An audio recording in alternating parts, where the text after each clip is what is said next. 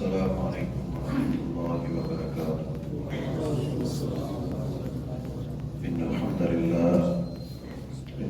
لله نحمده ونستعينه ونستغفره ونؤمن به ونتوكل عليه ونعوذ بالله من شرور أنفسنا ومن سيئات أعمالنا.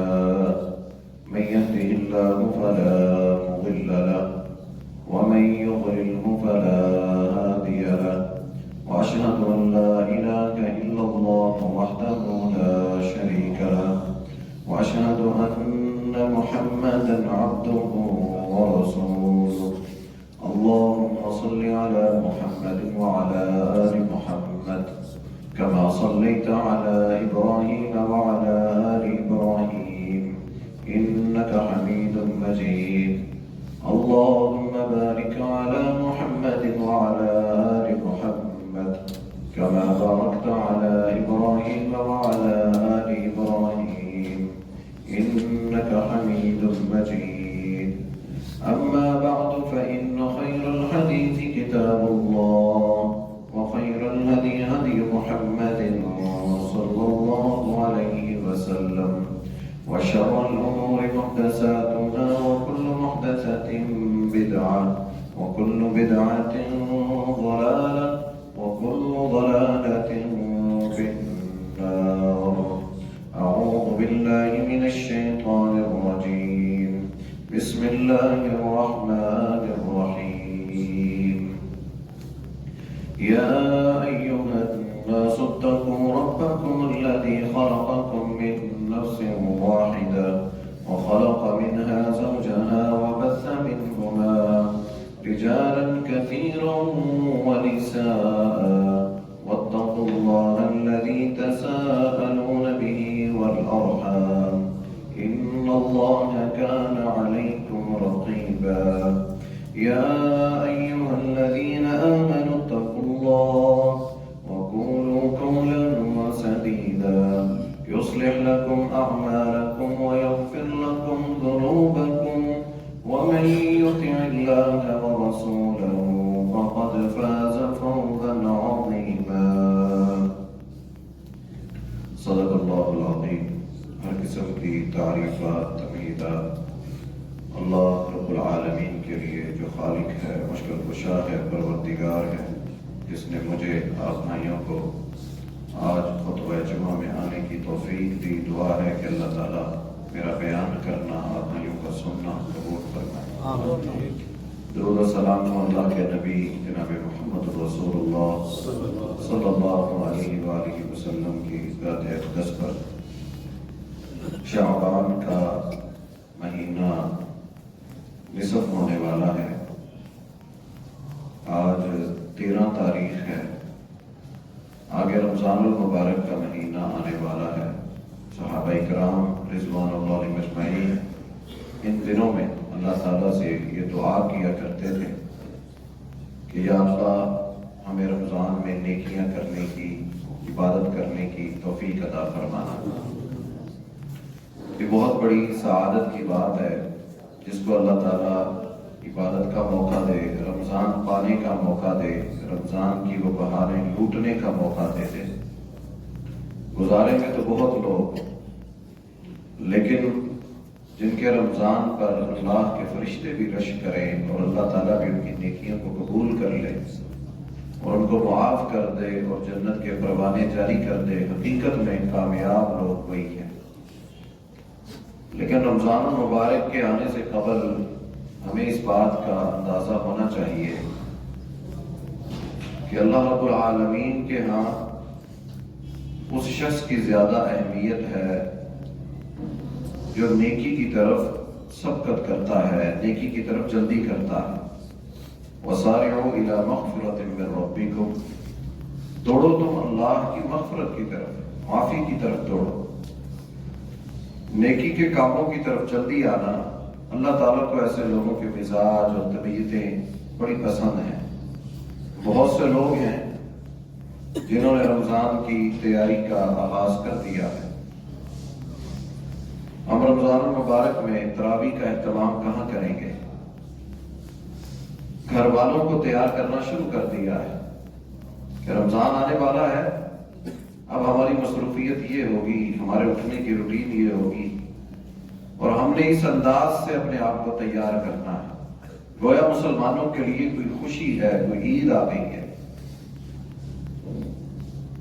تو یاد رکھیے اللہ کے رسول صلی اللہ علیہ وسلم، ان کی ساری زندگی نیکیوں سے بھری ہوئی، صحابہ کرام رضوان اللہ علیہ مجمعین ساری زندگی نیکیاں کرتے رہے، لیکن رمضان المبارک کے بارے میں دعائیں کیا کرتے تھے کہ یا اللہ ہمیں یہ مہینہ عطا فرمانا۔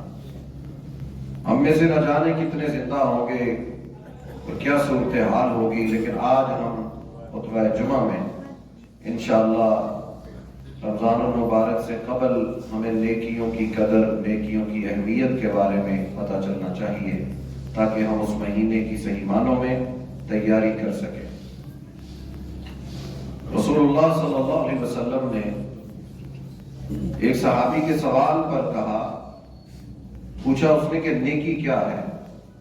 یہ حدیث اگر کوئی شخص ساری زندگی کے لیے یاد رکھ لے، اس کے سارے سوالوں کے جواب اسے مل جائیں گے۔ اکثر لوگ سوال کرتے ہیں، میرا یہ مسئلہ ہے، مجھے سمجھ نہیں آ رہی، مجھے بتائیں میں کیا کروں۔ اب اس مسئلے کا جواب سوال کرنے والا جواب دینے والے سے زیادہ خود جانتا ہوتا ہے، اس کا اپنا ضمیر اس کو بتا رہا ہوتا ہے کہ تم یہ صحیح کر رہے ہو کہ غلط کر رہے ہو۔ نواس رضی اللہ تعالیٰ عنہ کہتے ہیں میں نے رسول اللہ صلی اللہ علیہ وسلم سے پوچھا اللہ کے رسول نیکی کیا ہے اور گناہ کیا ہے؟ تو آپ نے فرمایا نیکی یہ ہے کہ تو حسن سلوک کرے، یہ نیکی ہے۔ کوئی تیرا راستہ تنگ کرتا ہے تو کشادہ کرتا ہے، کوئی تیرے سلام کا جواب نہیں دیتا تو پھر بھی سلام کرتا ہے، کوئی تیرے لیے مشکلات پیدا کرتا ہے تو اس کے لیے دعائیں کرتا ہے۔ حسن سلوک یہ نیکی ہے۔ نیکی کی تعریف کی جناب محمد رسول اللہ صلی اللہ علیہ وسلم نے۔ فرمایا گناہ کیا ہے؟ فرمایا جو تیرے دل میں کھٹکے کہ یہ جو کام میں کر رہا ہوں اگر یہ لوگوں کو پتہ چل گیا، اگر میری یہ بات کسی کو پتہ چل گئی، فرمایا یہ گناہ ہے۔ جو دل میں کھٹک جائے وہ گناہ ہے، وہ ضمیر اس کو بتاتا ہے، اس کو جھنجھوڑتا ہے تو غلط کر رہا ہے۔ وہ جس کے مرضی فتوے اٹھا کے پھرتا رہے، جس کی مرضی وہ دلیلیں اٹھا کے پھرتا رہے، اگر اس کا ضمیر اس کو کھٹکتا ہے اور اس کو کہتا ہے کہ تو غلط کر رہا ہے، وہ گناہ ہے۔ یہ گناہ کی اور نیکی کی تعریف جناب محمد رسول اللہ صلی اللہ علیہ وسلم نے کی ہے۔ اور انسان کو پیدا کیا، فرمایا تبارک الذی بیدہ الملک وہو علی کل شیء قدیر الذی خلق الموت والحیاۃ لیبلوکم ایکم احسن عملا۔ ہم نے یہ زندگی کی یہ ریل پیل، یہ لیل و نہار، یہ کاروبار کی وسعتیں اور تنگیاں اور مشکلات اور آسانیاں اور یہ اولاد اور یہ ساری 60-70 سال کی زندگی جو ہم نے تمہیں دی ہے، اس کے دینے کا مقصد یہ نہیں ہے کہ تم اس زمین پر کوئی بہت بڑے تیر مارنے لگے ہو۔ تم سے پہلے بھی ہم نے اس زمین پر بڑی قومیں آباد کی، ان کے قصے قرآن میں ہم نے اتار دیے۔ ہم نے تمہیں کیوں پیدا کیا؟ خلق الموت والحیات، موت بھی ہم نے رکھی ہے۔ سارے انسان ہر چیز کا انکار کر سکتے ہیں، کوئی مسلمان ہے کوئی نہیں ہے، کوئی قرآن کو مانتا ہے کوئی نہیں مانتا، کوئی اللہ کے نبی صلی اللہ علیہ وسلم پر ایمان لاتا ہے کوئی نہیں لاتا، کوئی ہندو ہے کوئی عیسائی ہے کوئی بدھ مت ہے، ہر ایک کے اپنے اپنے پیروکار ہیں، لیکن ایک چیز ایسی ہے جس کو ساری کائنات کے انسان مانتے ہیں۔ اللہ کہتے ہیں الذی خلق الموت والحیات، ہم نے موت بھی رکھی ہے۔ موت کا انکار دنیا میں کوئی نہیں کرتا، وہ مسلمان ہو یا کافر ہو، وہ کلمہ پڑھتا ہو یا نہ پڑھتا ہو، ہر ایک اس بات کو مانتا ہے۔ وہ مندر میں گھنٹیاں بجاتا ہو یا وہ حرم کے اندر کھڑا ہو کر اللہ کی عبادت کرنے والا ہو، ہر ایک کا یہ ایمان ہے کہ مرنا ہے، موت برحق ہے۔ کل نفس ذائقۃ الموت، ہر جان نے موت کا ذائقہ چکھنا ہے۔ والحیات، اور زندگی جو ہم نے تمہیں دی ہے پیدا ہونے سے لے کر مرنے تک، کس لیے دی ہے؟ ایکم احسن عملا، کہ تم میں سے کون ہے اچھے عمل کر کے آنے والا۔ ہم دیکھیں گے، پرکھیں گے، ٹٹولیں گے، جانیں گے کہ میرے اس بندے نے کیا کیا۔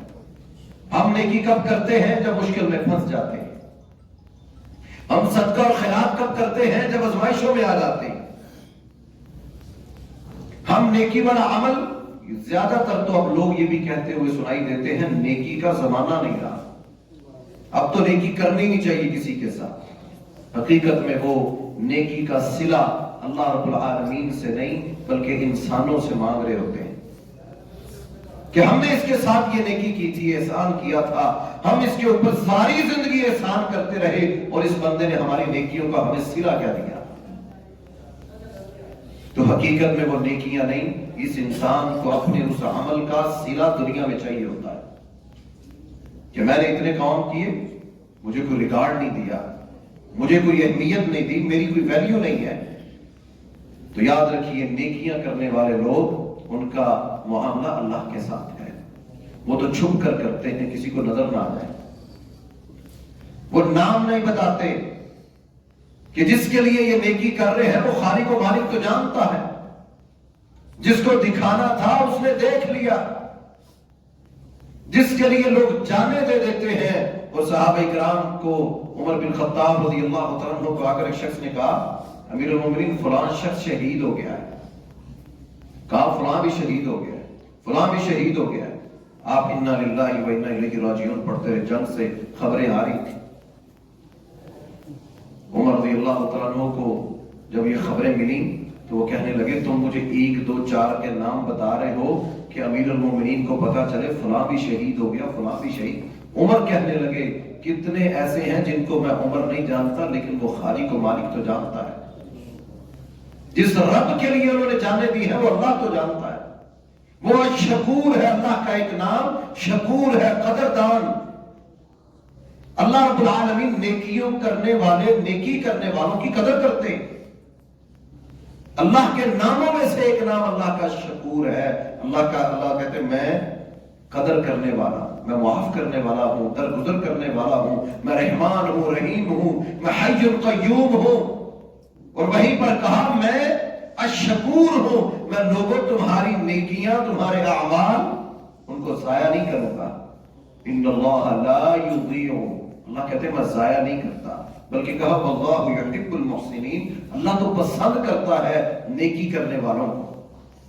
وہ چھوٹی ہو، وہ معمولی ہو، معمولی کتنی ہو، ایک کتے کے بچے کو پانی پلا دینے والی، معمولی عمل کرنے والی فاحشہ عورت کو ایک عمل پر اللہ جنت عطا کر دیتے ہیں۔ ساری زندگی جہاد کرنے والا، ساری زندگی عبادتیں کرنے والا، ساری زندگی نیکی کی اور کام کرنے والا دعوت کا، لیکن دل میں ریاکاری اور غرور اور تکبر اور گھمنڈ آ گیا کہ میں ہی سب کچھ ہوں، اللہ تعالیٰ کی نیکیوں کی وجہ سے جہنم میں ڈال دیں گے۔ تو یہ نیکیوں کا جو مہینہ آ رہا ہے، ہمیں چاہیے ہم نیکیوں کی تیاری کریں، اپنے آپ کو تیار کریں۔ ہم سمجھتے ہیں کہ میں دیکھ کر لوں گا، ایسا نہیں ہوتا۔ بڑے لوگ کہتے تھے کہ میں اگلے سال رمضان میں قرآن مکمل کروں گا، میں اگلے سال یہ کروں گا۔ کئی سال گزر گئے لیکن ان سے نہ ہو سکا۔ کیوں؟ کیونکہ انہوں نے اپنے جسم کو عادی نہیں بنایا نیکیوں کا، خیر کا، بھلائی کا۔ انہوں نے زمانے کی روش کو دیکھا اور سمجھا کہ نیکی یہی ہے۔ قرآن مجید میں بھی آتا ہے اور حدیث میں بھی کہ نیکی یہ نہیں ہے کہ تم مشرق اور مغرب کی طرف منہ کر لو، مختلف رنگ کے پٹکے باندھ لو، پگڑیاں باندھ لو اور جناب اپنے آپ کو مشرق اور مغرب کی طرف، لیس البر ان تولوا، نیکی یہ نہیں ہے کہ تم چہرے مشرق اور مغرب کی طرف پھیر لو۔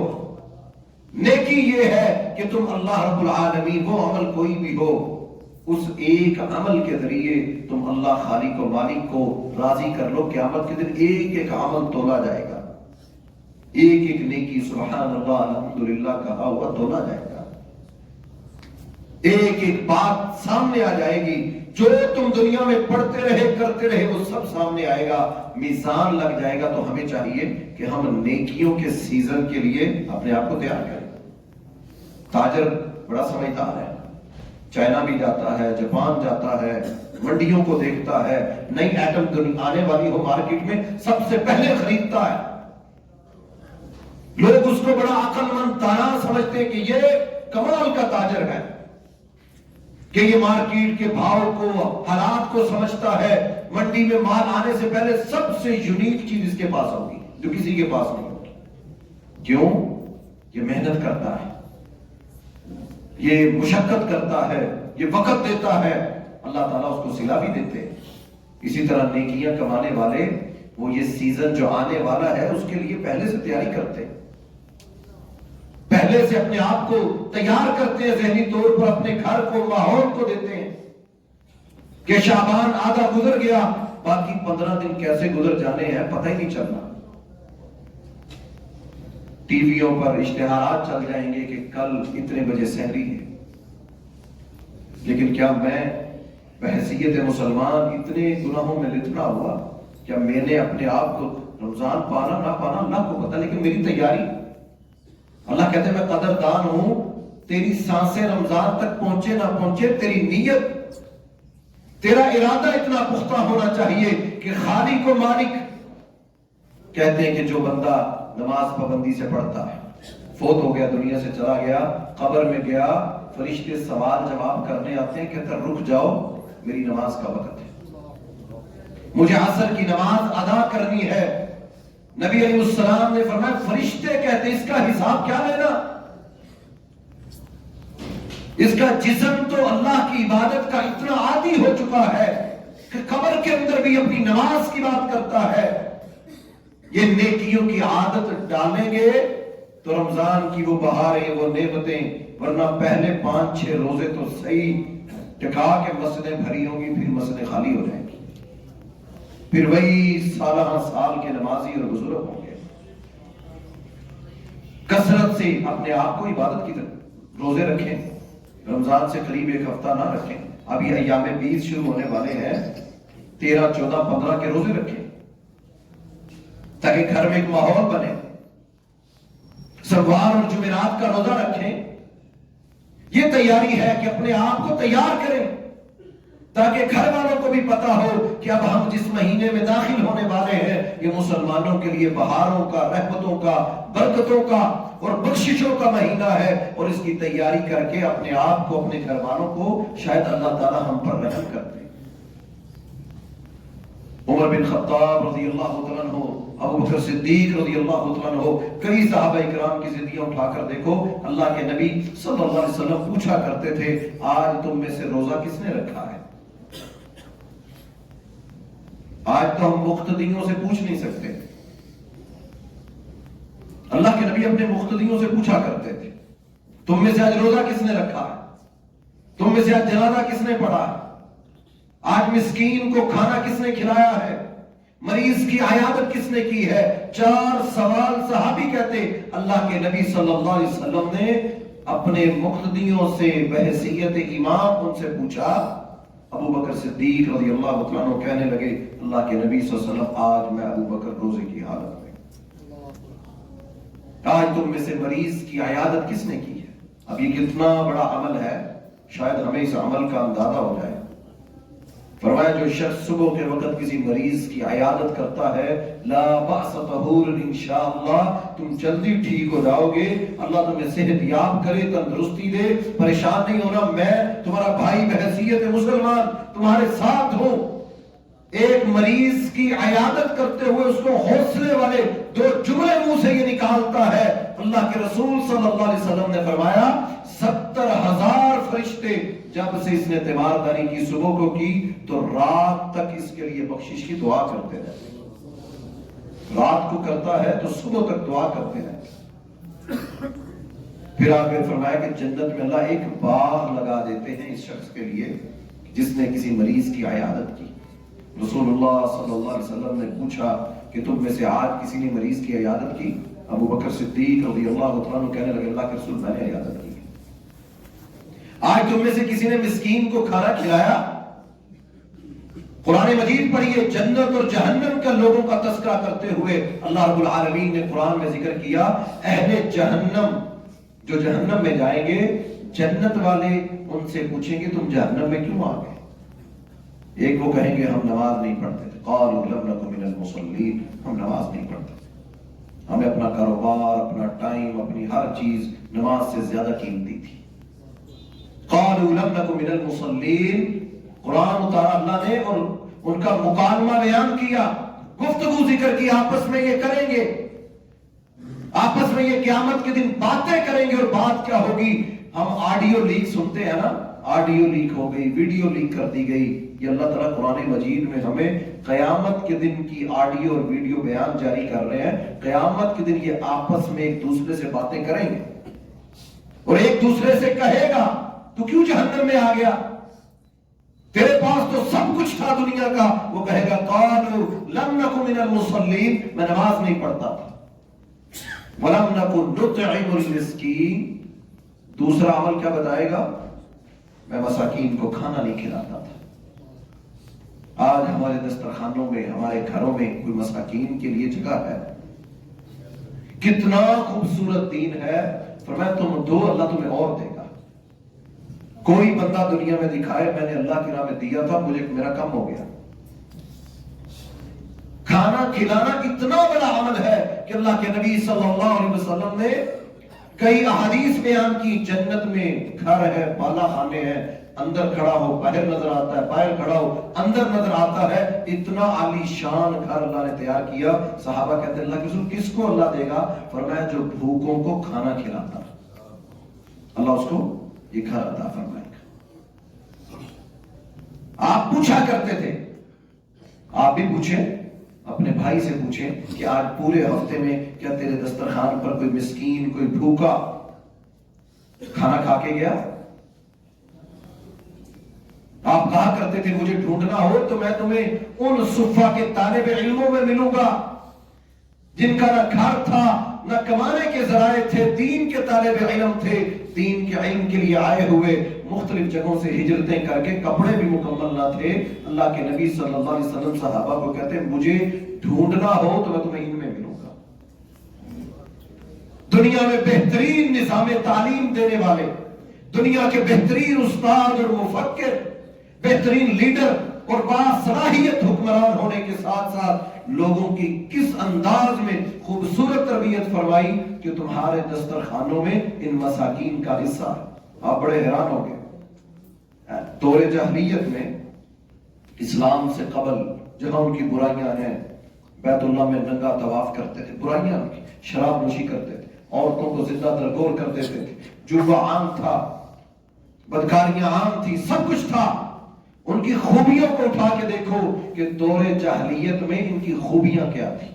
آپ حیران ہوں گے، رات کو اپنے گھروں کے باہر وہ آگ کے الاؤ روشن کرتے تھے، رات کے وقت الاؤ روشن کرتے تھے، بلب لگاتے ہیں نا ہم، وہ باہر آگ جلا دیتے تھے۔ جس کو اللہ نے زیادہ مال دیا ہوتا وہ زیادہ بڑی تعداد میں لکڑیاں جمع کر کے آگ زیادہ اونچی چلاتا۔ کس لیے؟ یہ نشانی ہوتی تھی کہ کوئی بھی مسافر جو یہاں سے گزرنے والا ہے وہ یہاں سے رات کے وقت گزرے، اس آگ کو دیکھے تو میرے گھر میں آ جائے تاکہ میں اس کی مہمان نوازی کروں۔ دور جاہلیت میں اسلام ان میں نہیں تھا، لیکن ان کی خوبیوں میں خوبی یہ تھی کہ ان کے گھروں میں، ان کے دسترخوانوں میں جگہ تھی۔ قرآن ان کی تعریف کس انداز میں کرتا ہے کہ یہ کوئی حاجیوں کو ستو پلاتا تھا، کوئی بیت اللہ میں آئے ہوئے مہمانوں کی مہمان نوازی کرتا تھا۔ ان کے اندر بڑے گناہ تھے، اسلام بھی نہیں تھا، لیکن ان کی خوبیوں میں سے خوبی یہ تھی کہ وہ لوگوں کو کھانے کھلاتے تھے۔ آگے رمضان آ رہا ہے، ہم تیاری کریں کہ میں سفرہ لگاؤں گا، میں اس میں شامل ہو جاؤں گا، میں ایک دن کی افطاری کرواؤں گا، میں اپنے آپ کو تیار کروں گا۔ یقین کیجئے خود روزہ کھولنے کی تو خوشی ہے مومن کو کہ میں نے افطاری کی، میرا حلق خشک تھا، اللہ نے تازہ کر دیا۔ آپ یقین کیجئے، کبھی تجربہ کیجئے، آپ بھوکے ہیں، افطاری میں ہیں، اپنے ہاتھ کی وہ کھجور کسی دوسرے روزے دار کو کھلا کے دیکھیے، جو لذت، جو سکون، جو راحت آپ کو ملے گی آپ سوچ نہیں سکتے۔ کبھی ان سے ملیے گا جو روڈوں پر کھڑے ہو کر افطاریاں کروا رہے ہوتے ہیں کہ بھائی تمہارے گھر میں نہیں ہے، تمہارے گھر ماں بہنیں دسترخوان نہیں لگاتی؟ کبھی ان سے پوچھئے گا کیوں تم روڈوں پر کھڑے ہوتے ہو اور اتنے بڑے بڑے دسترخوان عصر کے وقت سے تیاری شروع کر دیتے ہیں اور تراویحوں کے وقت تک نماز عشاء تک برتن دھوتے دھوتے دوڑتے ہوئے مسجد میں نماز کے ساتھ شامل ہوتے ہو، پھر اگلے دن سحری کی تیاری، پھر افطاری میں لگ جاتے ہو، تمہیں اس میں لذت کیا آتی ہے؟ کبھی پوچھئے گا، یقین کیجئے جو اس میں راحت کھلانے میں اپنا ہی مزہ ہے، کھاتے تو سب ہیں، کھلانے کا اپنا لطف ہے۔ اور رسول اللہ صلی اللہ علیہ وسلم نماز کے بعد پوچھا کرتے تھے تم میں کوئی ہے جس نے آج کسی مسکین کسی بھوکے کو کھانا کھلایا؟ ابو بکر صدیق رضی اللہ عنہ کا اللہ کے رسول میں نے کھلایا۔ آپ نے پھر پوچھا کہ تم میں سے کوئی ہے جس نے اعلان سنا ہو کہ فلاں فوت ہو گیا، دنیا سے چلا گیا، جنازہ کسی نے جنازہ پڑھا ہو؟ ابو بکر صدیق رضی اللہ عنہ کہتے ہیں اللہ کے نبی صلی اللہ علیہ وسلم میں نے آج جنازہ بھی پڑھا ہے۔ آپ نے فرمایا چاروں خوبیاں جس میں ہوں، چاروں خوبیاں جس شخص میں ہوں، روزہ رکھتا ہے نفلی، بھوکوں کو کھانا کھلاتا ہے، مریض کی عیادت کرتا ہے، جنازے میں شرکت کرتا ہے، چاروں خصلتیں خوبیاں جس میں ہوں، فرمایا اللہ رب العالمین ایسے شخص کے اوپر جنت کو واجب کر دیتا ہے۔ یہ اتنی شاندار حدیث اللہ کے رسول صلی اللہ علیہ وسلم نے بیان کی، اور چاروں خوبیاں ابو بکر صدیق رضی اللہ تعالیٰ عنہ میں، نیکیوں میں سبقت کرنے والے۔ یہی وجہ ہے کہ عمر بن خطاب رضی اللہ عنہ کو منبر کے قریب مصلی پر کھنجر لگے، زمین پر گر گئے، بے ہوش ہو گئے، ہوش میں نہیں آ رہے تھے، ہلکی ہلکی آواز اور گنگناہٹ سنتے تھے، جواب نہ دیتے تھے، تو ایک صحابی آئے، کہا عمر سے کہو نماز، عمر سے نماز کے بارے میں بات کرو، یہ دیکھیے گا کیسے اٹھتے۔ صحابہ کرام کہتے ہیں ہم نے ان سے نماز کی بات کی، وہ ہوش میں آنا شروع ہوئے اور ہمیں کہا مجھے بتاؤ نماز، جس کی نماز رہے گی اس کا دین ختم ہو گیا، جس نے نماز کو ضائع کر دیا گویا اس نے دین کو ضائع کر دیا۔ حضرت عثمان رضی اللہ عنہ کو جو مشکلات آئی، میری اور آپ کی کیا مشکل، بلائیوں نے گھر کو گھیرا کر لیا اور بآواز بلند پکارتے تھے، للکارتے تھے ہم یہ کر دیں گے وہ کر دیں گے، خواتین اور بچے گھر میں تھے، وقت کے حکمران ہیں، ایک حکم کرتے اگر عثمان رضی اللہ عنہ ہو تو ان بلائیوں کی گردنیں اتارنے کے لیے حضرت علی رضی اللہ عنہ، حسن و حسین رضی اللہ عنہ، تمام صحابہ کرام تیار تھے، لیکن کہا مدینہ کے اندر خون نہیں بہنا چاہیے، مدینہ میں عثمان کی وجہ سے کسی کا خون نہیں گرنا چاہیے۔ بدبختوں نے شہید کر دیا، اور شہادت کے وقت کے لمحات پڑھ کے دیکھیے کہ آخری وقت میں انسان کیا کرتا ہے۔ کہا ہم نے عثمان کو دیکھا روزے کی حالت میں تھے، روزہ رکھا ہوا اور قرآن مجید کی آیات کی تلاوت کر رہے تھے، جب پہلا وار کیا، نیزہ لگا، تلوار لگی، خون کے چھینٹے قرآن پر گرے، تو کہا حضرت عثمان کی زبان پر جو کلمے تھے وہ قرآن تھا۔ انہوں نے آخری وقت میں بھی نیکی کو معمولی نہیں سمجھا کہ یہ عمل، یہ قرآن جو آج الماریوں میں، جو دکانوں کے اندر گرد آلود ہو چکا ہے، لحاف کے اندر لپٹا ہوا، جس کو شاید کہ یہ مسلمان رمضان میں کھولے گا، اگر توفیق اللہ نے دی، آج اس قرآن کو کھولنے کا ہمارے پاس وقت نہیں ہے۔ یہ قرآن قیامت کے دن جھگڑا کرے گا، قرآن جھگڑا کرے گا،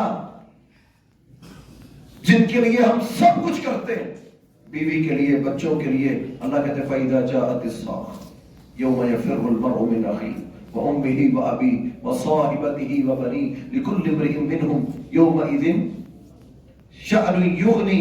فرمایا تمہارے ماں باپ، تمہارے بہن بھائی، جن کے لیے سب کچھ تم کرتے ہو، یہ سارے رشتے تو دور ہو جائیں گے۔ قرآن دوست ہوگا، قرآن تمہاری حفاظت کے لیے کھڑا ہوگا، تمہارے لیے آواز اٹھائے گا، یا اللہ یہ دنیا میں مجھے پڑھتا تھا، جمعے سے جمعے تک سورہ کہف یہ تلاوت کرتا تھا۔ کتنی شاندار نیکیوں کا سیزن، جمعے کا دن ہے، 1 گھنٹہ پہلے آ جائیں، 1 گھنٹہ پہلے، ٹوٹل ہمارا 1 گھنٹے کا جمعہ ہوتا ہے، ہم 12:40 پہ شروع کرتے ہیں اور پوری کوشش کرتے ہیں کہ 12:45 تک نماز ختم ہو جائے۔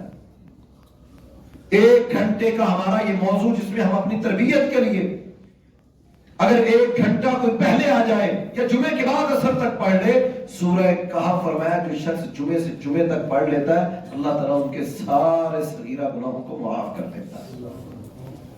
قرآن مجید گناہوں سے بخشش کا ذریعہ ہے۔ سوتے ہوئے سورہ ملک جو پڑھ لے گا، فرمایا یہ سورہ ملک رات کو ہاتھ میں ریموٹ ہے، خبریں سوتے سوتے سو جاتے ہیں، موبائل ہاتھ میں ہے، گیمیں کھیلتے کھیلتے سو جاتے ہیں، ویڈیوز ٹک ٹاکس دیکھتے ہوئے۔ نیکیوں کے مہینے کے لیے اپنے مزاج کو بدلنا ہوگا، ورنہ رمضان میں بھی یہی روٹین ہوگی۔ عادات ہے نا، جسم کو عادی کر لیا ہم نے، تو نیکیوں کی حرص جس شخص میں پیدا ہو جائے پھر وہ اپنے نفس سے لڑتا ہے، پھر اس کے اندر امید پیدا ہوتی ہے، ورنہ گناہوں کی لذت انسان کو نہ شکر کرنے دیتی ہے نہ نیکی کی طرف آنے دیتی ہے۔ یہ نیکی ہے جو نیکی انسان کے اندر شکر پیدا کرتی ہے کہ ہر حال میں وہ اللہ کا شکر ادا کرے، یہ نیکی پیدا کرتی ہے۔ سلیمان علیہ السلام کا قصہ آپ پڑھیے، قرآن مجید میں اللہ تعالیٰ نے ذکر کیا۔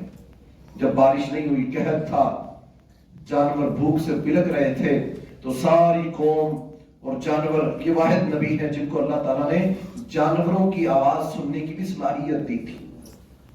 نکلے قوم کو لے کر، ایک چیونٹی کو دیکھا اپنے پیٹ کو زمین کے ساتھ لگائے ہوئے، اپنے ٹانگوں کو آسمان کی طرف کیے ہوئے اللہ کو پکار رہی ہے کہ اے اللہ ہم بھی تیری مخلوق ہیں، تو خالق و مالک ہے، یا اللہ گرمی ہے، بارش نہیں ہے، یا اللہ اپنے رحمت کی بارش عطا فرما۔ سلیمان علیہ السلام نے سارے لشکر کو واپس موڑا، ایک چیونٹی، میں نے شروع میں بتایا اللہ شکور ہے، اللہ قدردان ہے، اللہ اپنے بندوں کی، یہ تو مخلوق ہے جو نظر نہیں آتی، زمین پر رینگتی ہے، اس کی دعا پر نبی سلیمان نے سارے لشکر کو واپس بھیجا کہ واپس چلو۔ اور آج میں کسی کو افطاری کرواؤں اور میں سمجھوں میری یہ نیکی کسی ویلیو نہیں ہے، میں کسی کو بلاؤں گا اللہ مجھے اس کا اجر نہیں دے گا، میں کسی کو روزہ رکھواؤں گا مجھے اس کا اجر نہیں ملے گا، میری وجہ سے کوئی نماز سیدھی کر لے مجھے اس کا اجر نہیں ملے گا، کوئی گناہ چھوڑ دے، کوئی نیکیوں میں لگ جائے، میری وجہ سے کسی کی مشکل حل ہو جائے، فرمایا دنیا میں تم یہ کرو گے، قیامت کا دن کتنی مشکلات کا دن ہوگا کہ سارے نبی انکار کر دیں گے۔ نہیں، آج سے بڑھ کر ہم نے اللہ کو کبھی اتنا غضبناک حالت میں نہیں دیکھا، ہمارے پاس کوئی سفارش نہیں ہے۔ فرمایا اس دن کی مشکلات اللہ اس بندے کی حل کرے گا جو دنیا میں کسی کی مشکل کو حل کرتا ہے۔ نیکی سمجھ کر آگے بڑھنا، نیکی کے کام میں سبقت لینا، نیکی میں بڑھنا، اپنے آپ کو تیار کرنا، اللہ رب العالمین سے توفیق مانگنا، جیسے نبی سلیمان علیہ السلام نے مانگی۔ اس کی بات کو سنا چیونٹی کی، لشکر کو واپس لے اور جا کر ہاتھ اٹھائے اور کہا اللہ میں نبی سلیمان سارے جانور، جنات، حشرات ہر ایک کی آواز کو سنتے ہیں، دیکھتے ہیں، فیصلے کرتے ہیں، کوئی نافرمانی کرنے والا نہیں، کوئی نافرمانی کرنے والا نہیں۔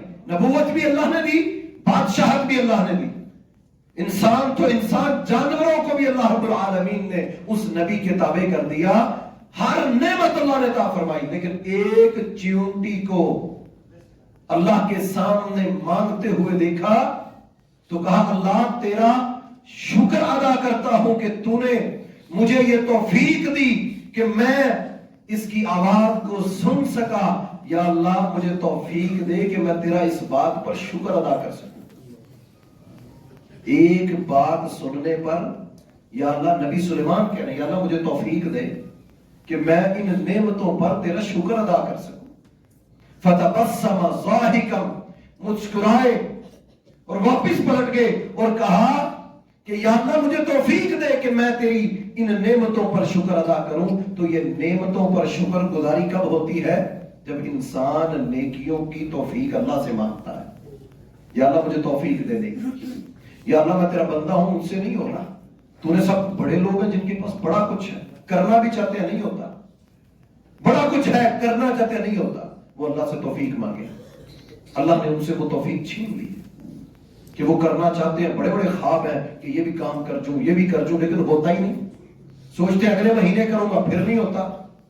وہ توفیق مانگے، یا اللہ مجھ سے کیا غلطی ہو گئی، اللہ تو نے اتنے بندوں سے کام لیے، میں بھی تیرا بندہ ہوں، یا اللہ مجھے توفیق دے میں بھی تیرے ان بندوں میں شامل ہو جاؤں جو واقعتاً رمضان کی ان بہاروں کو سمیٹتے ہیں اور جن کے نام تم رجسٹر میں لکھتے ہو اور لکھتے ہو کہ یہ وہ میرے بندے ہیں جنہوں نے رمضان اس حال میں گزارا کہ میں خالق و مالک ان سے راضی ہو چکا۔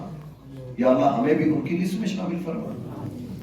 تو یہ طریقہ ہے نبیوں کا کہ نیکیوں پر شکر ادا کرنا۔ لیکن اس سے آگے آپ آئیے، قرآن مجید میں اللہ تعالیٰ نے سورہ کہف میں ذوالقرنین کا ذکر کیا۔ کوئی کہتا ہے یہ بادشاہ تھے، کوئی کہتا ہے سکندر اعظم تھے، کوئی کہتا ہے یہ نبی تھے۔ ذوالقرنین کا کہ لوگ آپ سے پوچھتے ہیں یسألونک عن ذی القرنین، لوگ آپ سے ذوالقرنین کے بارے میں سوال کرتے ہیں، ان کو بتائیے کہ ذوالقرنین کون تھے۔ قرآن مجید میں 16ویں سپارے میں اللہ تعالیٰ نے اس نبی کا پورا قصہ ذکر کیا۔ اب یہ ذکر قصہ میرے اور آپ کے لیے بہت بڑی نصیحت ہے۔ ہم سب کے لیے اللہ تعالیٰ نے اس میں بہت سے سبق رکھے ہیں کہ اللہ تعالیٰ نے ذوالقرنین کو بادشاہت عطا فرمائی۔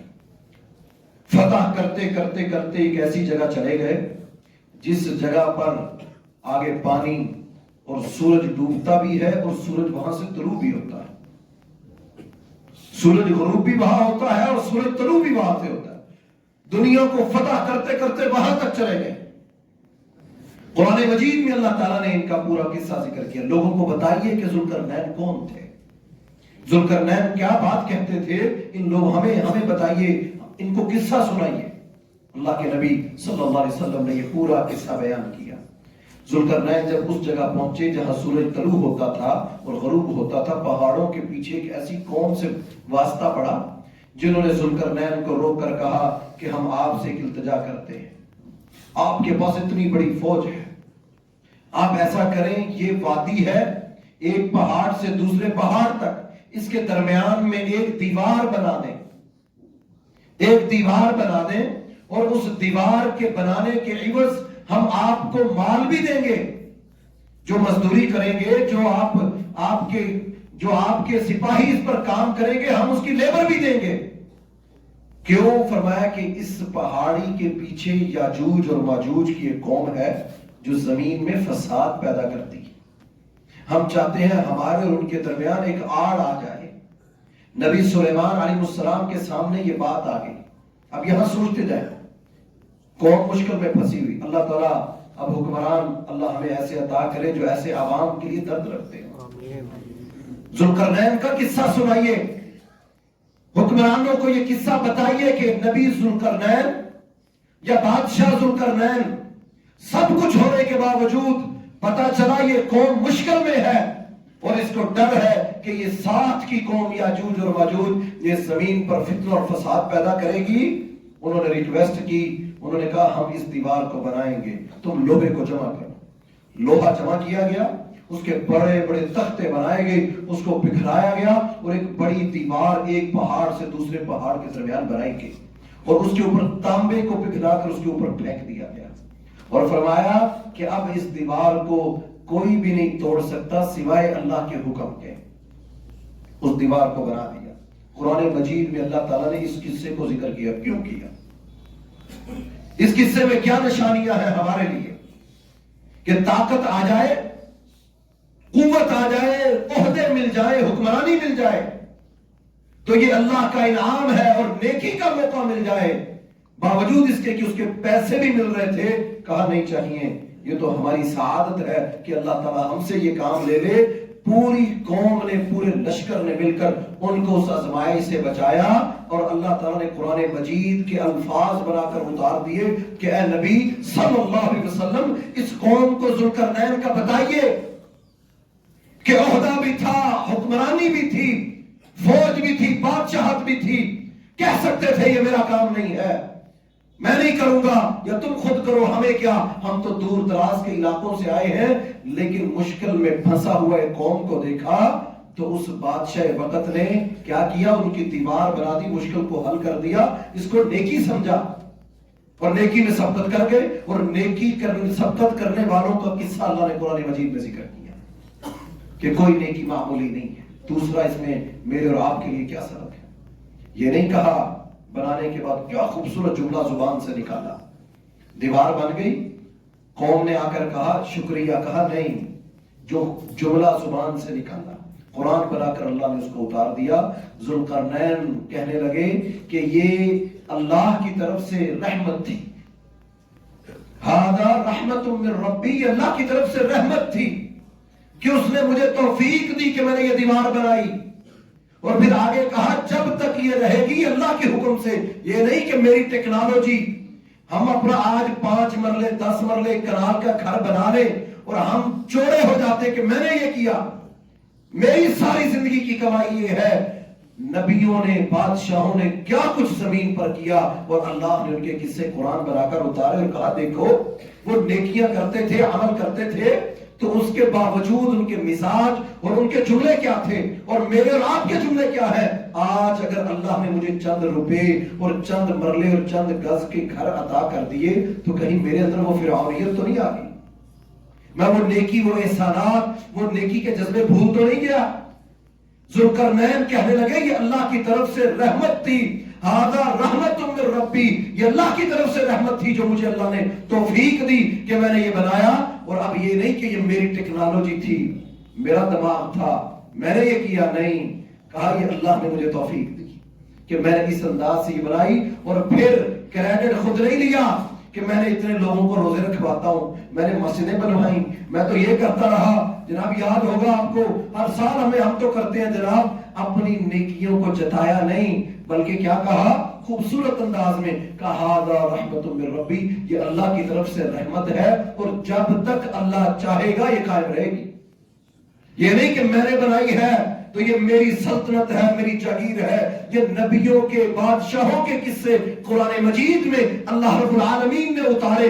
ایک تو وہ نیکی کے کام کو وہ بڑا ہو یا چھوٹا معمولی نہیں سمجھتے تھے، مزدوری کرنی پڑتی کرتے تھے۔ موسیٰ اور خضر علیہ السلام کا قصہ قرآن مجید میں اللہ نے اتارا کہ ہم نے نبیوں کو مزدوری پہ لگا دیا، یتیم بچوں کے گھر کی دیوار گر گئی، ہم نے موسیٰ اور خضر کو کہا چاہیے اور ان کی دیوار کو تعمیر کیجئے۔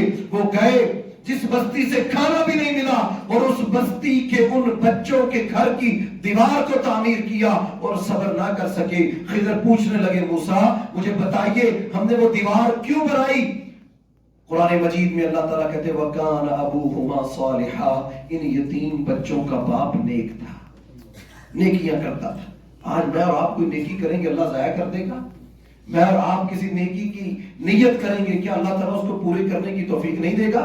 ہم رمضان سے قبل 15 دن رہ گئے ہیں، رمضان کا مہینہ شروع ہونے والا، میں اور آپ تیاری تو کریں، ہم ذہن تو بنائیں، اپنے آپ کو لگائیں تو صحیح، حساب کتاب تو کریں کہ میں نے اٹھنا کب، سونا کب، میں نے نمازیں کہاں پڑھنی ہے، دکانیں مغرب کے وقت بند ہوں گی، میں نے اس کے بعد وقت کیسے گزارنا ہے، اپنے آپ کو تیار کریں۔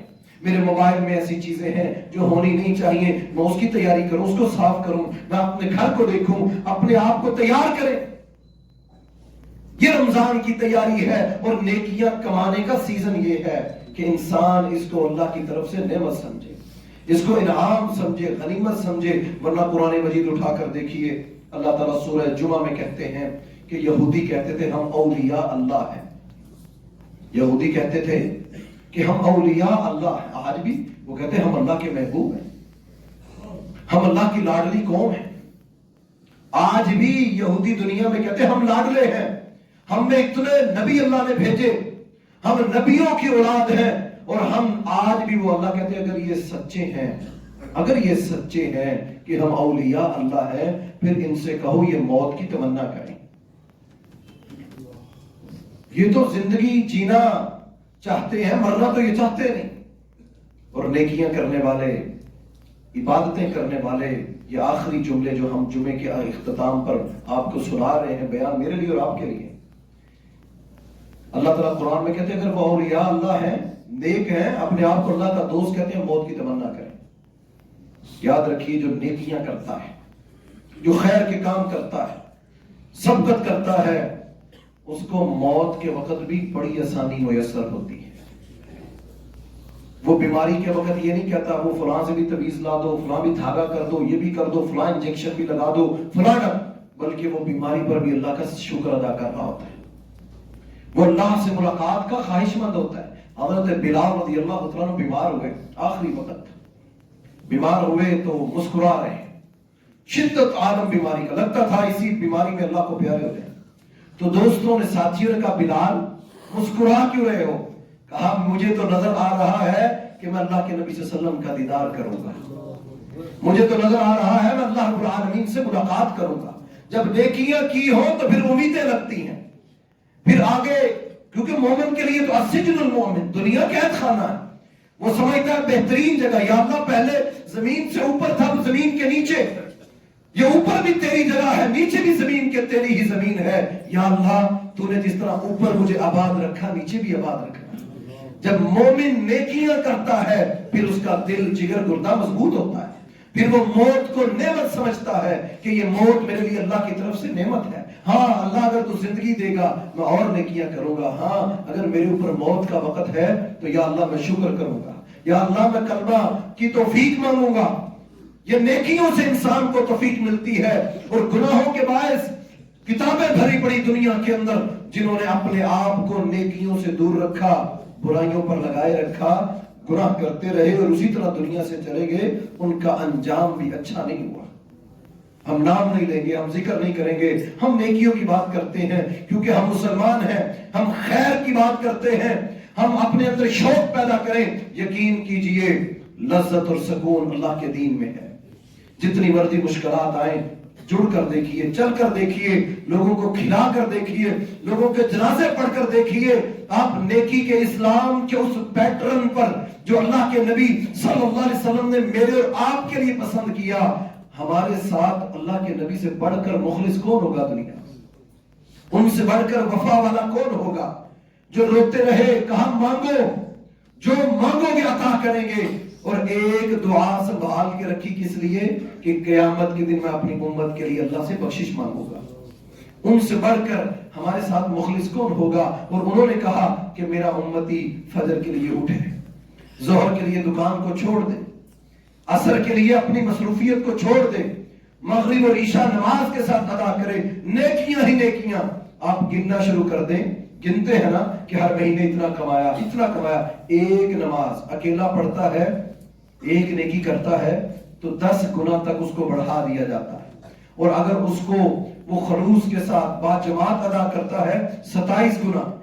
اور اگر اس میں وہ محبت اور وہ اللہ کے ساتھ تعلق کی ایک مثال ہو تو اللہ رب العالمین اس ایک نیکی کو، حدیث میں آتا ہے 700 گنا تک، اس کا ایک عمل، ایک نیکی کو 700 گنا تک لے جاتے ہیں. لیکن یہ تب ہوگا جب وہ نیکیاں کرنے کی خواہش رکھتا ہوگا، وہ شوق رکھتا ہوگا. اسی لیے اللہ کے رسول صلی اللہ علیہ وسلم سے صحابہ کرام پوچھا کرتے تھے، اللہ کے نبی آپ اتنی لمبی نماز پڑھتے ہیں، لمبے قیام کرتے ہیں، پاؤں سوج جاتے ہیں، پاؤں سوج جاتے ہیں، ورم پڑ جاتے ہیں. اللہ کے نبی صلی اللہ علیہ وسلم آپ کے تو سارے گناہ معاف ہیں، آپ نے تو جنت میں جانا ہے، آپ اللہ کے محبوب ہیں، آپ اتنے لمبے لمبے سجدے، لمبے قیام، لمبی عبادتیں کیوں کرتے ہیں؟